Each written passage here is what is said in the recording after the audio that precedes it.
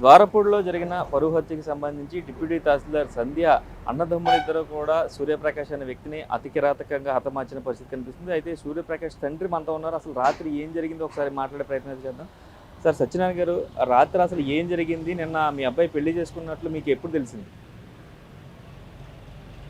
నాకు రాత్రి కొట్టి చంపేసేదాకా నాకు తెలియదండి. ఉమ్, అంటే వాళ్ళు 11 గంటలకు వచ్చారు. ఉమ్, అప్పటిదాకా కూర్చున్న వాళ్ళందరూ పడుకునే టైం అయిపోయింది, వెళ్ళిపోయారు ఎవరి ఉమ్, ఇలా వచ్చి ఇద్దరు చెరుకు బండి మీద వచ్చి వాళ్ళ అన్నదమ్ములు ఇద్దరుని ఉమ్. బయటకు కేకేసి ఆడి మీద కేకలేసి రాడ్ ఇచ్చుకొని కొట్టి చంపేశారు. ఇప్పుడు నిన్న మీ అబ్బాయి పెళ్లి చేసుకున్న తర్వాత అమ్మాయిని తీసుకుని మీ ఇంటి దగ్గరికి వచ్చారా? ఏ సమయానికి వచ్చారు? అంటే 4, 5? 11 గంటలకండి. 11ంటికి రాత్రి వచ్చిన వెంబటనే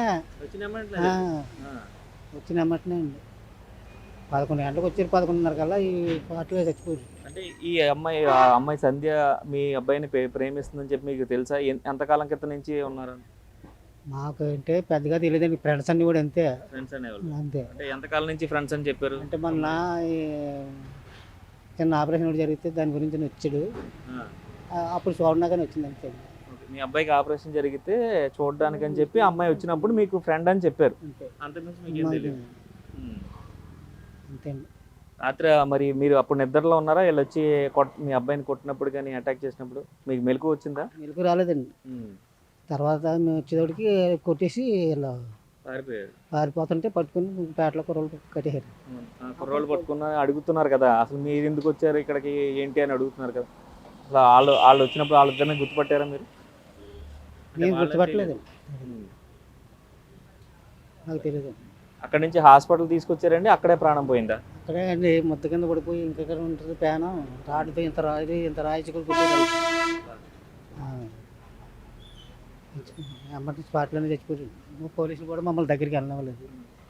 అంటే వయసు ఎక్కువ ఉంది కదా, 41 సంవత్సరాలు, అమ్మాయికి ఏమో 40 సంవత్సరాలు. అంటే ఈ అమ్మాయి కోసమే ఎప్పుడు దాకా వెయిట్ చేశారా పెళ్లి చేసుకోకుండా? అంటే ఏం చెప్తారు? తెలియదు. పెళ్ళి అంటే ఎప్పుడు కూడా ఆయన ఏం మాట్లాడలేదా? ఏం తెలియదు, ఎప్పుడు మాట్లాడలేదు. ఇది చూసుకున్నట్లయితే ఆయన చాలా తీవ్ర శోక సందర్భంలో ఉన్న పరిస్థితి కనిపిస్తుంది. రాత్రి 11 గంటలకి పెళ్లి చేసుకున్నానంటూ ఇంటికి వచ్చారు.